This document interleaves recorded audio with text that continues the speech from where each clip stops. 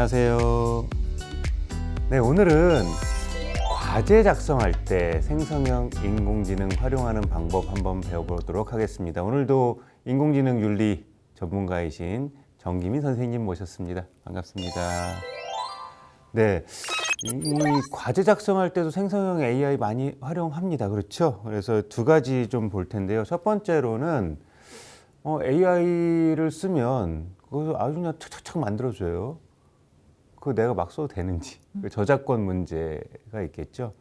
물론 그냥 뭐 써도 되지 뭐 이렇게 할 수도 있겠지만 명확한 규정들이 있을 거예요. 그런 규정들 좀 알아보도록 하고요.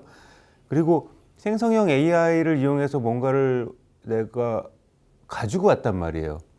그럼 그것도 동일하게 다른 보고서나 논문에서 가져오는 것처럼 출처를 밝혀주는 게 맞는 거죠. 예, 그렇게 출처 밝히는 방법들도 있다고 합니다. 그런 것들 한번 차분하게 하나씩 알아보도록 하겠습니다. 먼저 생성형 인공지능과 저작권에 대한 것들 이야기해 볼 거예요. 생성형 인공지능 저작권 문제, 저는 사실 거의 밝히지 않고 씁니다. 그래도 됩니까? 약간 경우에 따라서 조금 다르기는 한데요. 예. 네, 실질적으로 이 생성형 인공지능 같은 경우에는 지금 대부분의 나라에서는 사람만 저작권을 가질 수 있기 때문에 생성형 인공지능의 저작권은 인정하지 않고 있습니다. 그러니까 그거죠. 내가 질문했어요, 프롬프트에. 그래서 나온 결과물은 내가 저작권을 가지고 있고 그것들을 만들어낸 AI는 저작권을 가지고 있지 않다라는 말씀인 거죠? 실질적으로 만들어냈다 하더라도 그 만든 프롬프트에 대한 저작권은 있지만 이 결과물에 대해서는 인간이 뭐 어느 정도 가미를 하거나 내가 수정하거나 이러지 않으면 그것에 대한 저작권을 인정하지 않고 있습니다. 그대로 쓰면 또 안 되는 거군요. 네. 그리고요. 그리고 그런데 여기에는 좀 이면에는 인공지능이라는 것이 결국에는 사람이 만들어낸 데이터를 학습한 거기 때문에 이 원 저작자의 저작권을 침해할 수 있습니다. 그래서 얼마 전에 참 이렇게 많이 사람들이 만들어냈던 지브리 스튜디오의 사진 같은 것들도, 그러니까 그림 같은 것들도 사실은 지브리 스튜디오의 그림들을 학습한 거기 때문에 맞아요. 네, 그래서 이제 지브리 스튜디오가 저작권을 침해하냐 아니냐의 논란이 있었는데요. 약간 그런 측면들이 요 원 저작자의 이 저작권과 관련된 부분이라고 할 수 있습니다. 그렇군요. 그럼 몇 가지 사례를 한번 살펴볼게요. 첫 번째로 생성형 인공지능을 활용해서 콘텐츠 만들 수 있어요. 아까 말씀하셨던 이미지 같은 것도 만들 수 있고요. 그렇다면 거기서 이거 너무 잘 만들었어. 나 보고서에 좀 넣고 싶어요. 과제물에. 그 저작권 제가 가질 수 있습니까? 없습니까? 네, 그 결과물 콘텐츠를 그대로 사용했다면 저작권을 가질 수가 없고요. 네. 혹시 이제 뭐 내가 수정하거나 하더라도 이제 내가 수정한 부분에 대해서 기여한 부분에 대해서 저작권을 갖는 것입니다. 그 전체에 대한 저작권을 제가 가질 수가 없군요. 네. 내가 그거를 활용해서 내 걸로 만들어서 재가공했다면 그건 내 거다. 좋습니다. 그렇다면 생성형 인공지능 활용해서 만든 콘텐츠를 재사용했어요. 그럼 법적으로 문제가 됩니까?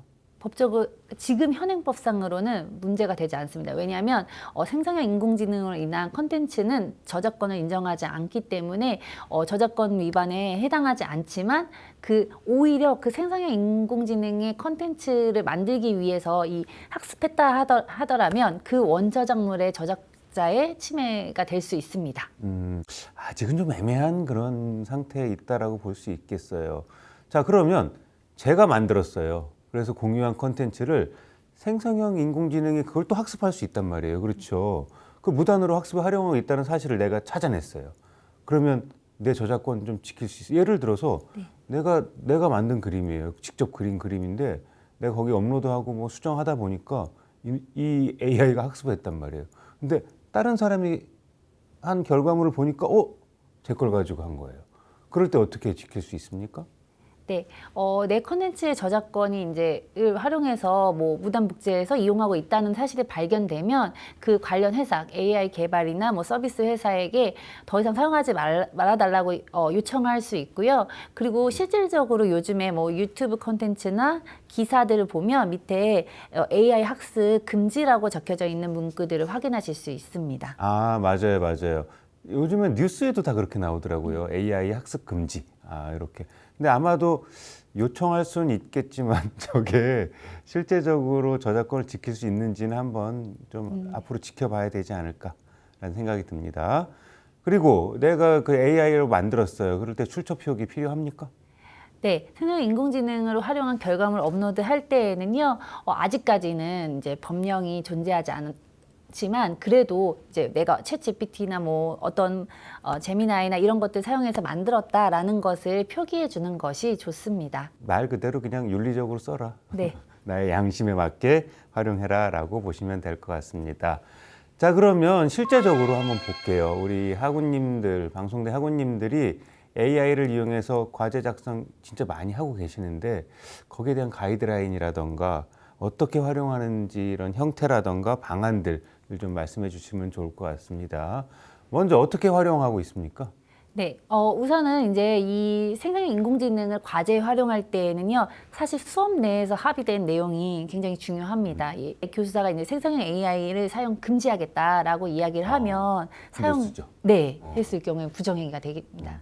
혹은 이제 교수자하고 어떻게 사용할 건지를 의논을 해야 하는데 뭐 교수자 같은 경우에는 어떻게 사용할 수 있고 어떤 범위 내에 사용해야 하고 이런 것들을 이야기하면 이제 학습자는 사용하게 되고 사용 시에는 출처를 밝히는 것이 좋습니다.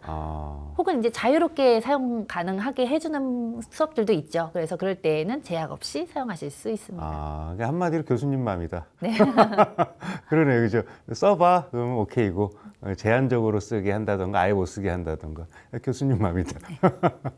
그런 것들을 과제에 나와 있어요, 사실 그런 것들이. 어떤 과목 같은 경우는 교수님 같은 경우는 본인만의 AI 그 서비스들을 만들어서 제공해 주기도 해요. 거기에 강의록 같은 것들 업로드 해놓고 하다 보면 왜 그러냐면 교수님이 다 답변하기 어려우니까 이렇게 해서 활용하시는 분들도 있다. 자, 그러면 실제적으로 이런 활용 방안들을 좀 이야기해 주시겠습니까? 네. 아까 말씀드린 것처럼 이제 교수자와 학습자의 합의가 필요하고요. 그리고 생성형 인공지능 같은 경우에는 오류 가능성 갖고 있으니까 반드시 사실을 확인해야 하고요. 그리고 내가 이제 생성형 인공지능의 답변을 그대로 사용하는 것보다는 재해석하고 변형하고 수정해서 나의 생각과 뭐 그런 것들을 담는 것이 좋습니다. 그리고 또 이제 사용하고 나면 이 출처를 표기하는 것이 좋고요. 그리고 이게 좀 컨텐츠를 생성할 때 다른 사람을 해하거나 뭐 안 좋은 방향으로 사용되지 않도록 윤리적으로 사용하는 것이 좋습니다. 또 사용하실 때 아까 말씀드린 것처럼 계속 보안과 관련된 개인정보는 입력하지 않는 것이 좋습니다. 네, 알겠습니다. 기존에 이제 인공지능 윤리 쪽 컨텐츠 학습하셨을 때 보면 이런 내용들 쭉 계속해서 반복되는 거 확인해 볼 수 있을 것 같고요. 여기 보니까 출처 밝히라고 되어 있는데 출처 밝히는 방법이 있나 봐요. 우리 사실 보고서나 이런 거 쓰다 보면 무슨 논문 출처를 밝힐 때 무슨 저자 쓰고 뭐 제목 쓰고 이거 너무 복잡하거든요. 근데 GPT나 이런 제미나이나 이런 다양한 AI 쓸 때도 출처를 밝히는 방식이 있어요? 여기 보니까 몇 가지가 있네요. 네, 보통은 이제 생성형 인공지능 출처 같은 경우에는 내가 어떤 모델을 사용했는지, 그리고 내가 프롬프트 내용을 어떻게 입력을 했는지, 그리고 이제 URL 같은 것들, 링크를 같이 표기하는 것이 좋습니다. 그래서 아래 3가지 스타일로 예시를 제공하고 있으니까요. 그 과제나 뭐 이런 것들 스타일에 맞춰서 사용하시면 되겠습니다. 알겠습니다. 저는 이렇게 할 것 같아요. AI에게 질문해서 답이 다 나왔잖아요. 요거 나 보고서에 쓸 거니까 요거 출처 표시하게 만들어줘. 그러면 딱 만들어주지 네. 않을까라는 생각이 듭니다. 굳이 저렇게 다 쓰지 않으셔도 만들어주지 않을까 싶습니다. 자, 그리고 요즘에 워낙 그런 GPT로 만들거나 생성형 AI가 만들어 놓은 콘텐츠들이 많다 보니까 글들이 이걸 또 표절을 잡는 사이트들이 있어요. 그렇죠? 바로 어떤 사이트? 네, AI 표절 검사 사이트들이 있는데요. 네, GPT 제로나 이런 사이트들을 활용하시면 이제 글을 과제를 제출하기 전에 이 AI가 쓴 글인지 사람이 쓴 글인지 퍼센테이지로 보여줍니다. 표절률이 나오는군요. 네. 알겠습니다. 이미 우리 학교에서도 과제물 평가할 때 표절 검사하는 거 다들 알고 계시죠? 근데 최근에는 이런 GPT나 생성형 AI가 만들어 놓은 제가 자꾸 GPT나라고 하는데 다 생성형 AI입니다. GPT가 가장 대표적이니까요. 그러니까 이런 생성형 AI가 만들었는지 안 만들었는지 진짜 인간의 글인지 아닌지를 판별해주는 사이트들이 이렇게 있습니다. 진짜로 잡아낼 수 있을까요? 제가 직접 써봤어요. 근데 거의 완벽하게 잡지는 못해요. 네. 못하는데 한번 이렇게 검사는 해볼 수 있습니다. 그리고 쓰시다 보면 GPT의 어떤 표현하는 방식들이 있어요. 뭐 클론을 자주 사용한다라던가 뭐 세미클론과 따옴표와 뭐 출처 이런 것들이 좀 보이니까 그런 것들을 그대로 쓰면 누가 봐도 생성형 A가 쓴 건지 알아요. 그래서 그런 것들은 좀 주의하시면서 활용해 보시면 될 것 같습니다.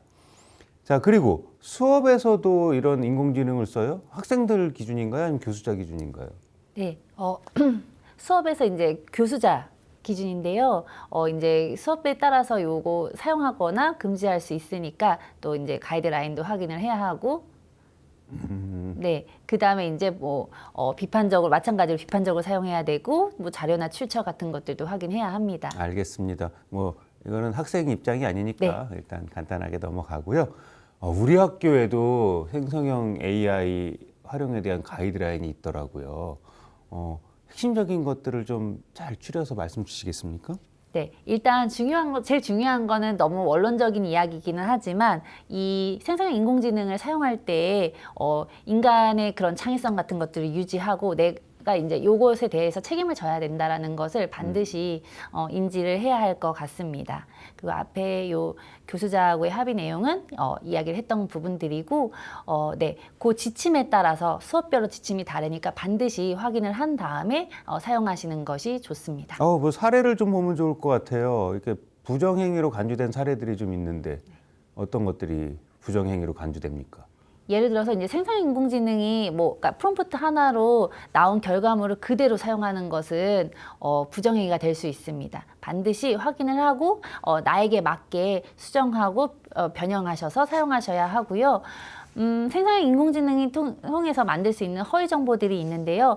이런 것들을 유포하거나 또 조작하는 것들이 부정행위가 될 수 있고요. 그리고 생성형 인공지능을 이용해서 타인의 저작권을 침해할 수 있는 행동들, 그러니까 데이터를 제공하고 나서 그걸 통해서 생성을 할 수 있잖아요. 그래서 그런 경우들을 좀 유의해야 합니다. 그리고 이제 좀 원론적인 얘기로 진실성과 신뢰성을 훼손하는 행위는 금지되어 있습니다. 그냥 다 원론적인 얘기네요. 그렇죠? 예. 그러니까 딱 누가 봐도 이해할 수 있는 그런 내용이지 않을까라는 생각이 듭니다. 여기 나와 있는 것들은요, 마지막으로 이런 학우님들께서 AI를 좀 현명하게 활용하기 위한 체크리스트가 뭐 저작권부터 시작해서 창의성까지 리스트들이 있으니까요. 한 번씩 체크해 보시고 나는 어느 정도라 현명하게 활용하고 있는지를 보시면 좋을 것 같습니다. 지금까지 이런 우리 방송통신대학교의 학우님들이 과제를 활용할 때, 사용할 때, 과제를 작성할 때 이런 AI를 어떻게 활용하면 좋을지, 그리고 여기에 대한 저작권은 누가 가지고 있는지, 그리고 그냥 쓰는 것들이 아니라 출처를 어떻게 밝혀주는지에 대한 이야기들을 우리 정기민 선생님께서 하나씩 쭉 이야기해 주셨으니까요. 보시면서 나는 진짜 AI를 잘 활용해서 출처도 제대로 밝히고, 사실 제일 중요한 윤리는요, 다른 데 있는 게 아니라 마음속에 있잖아요. 이거 써도 되나? 약간이라도 의심이 들면 쓰지 않으셔야 됩니다. 그렇죠? 그리고 가장 핵심적인 기준이라고 하면 이렇게 하면 내가 진짜 공부가 되나? 라는 그런 마음을 가지시고 AI를 활용하신다면 과제를 조금 더 수월하고 진짜 공부를 할 수 있는 그러한 방식이 되지 않을까라는 생각이 듭니다. 자, 오늘도 좋은 말씀 주셔서 감사합니다. 고맙습니다.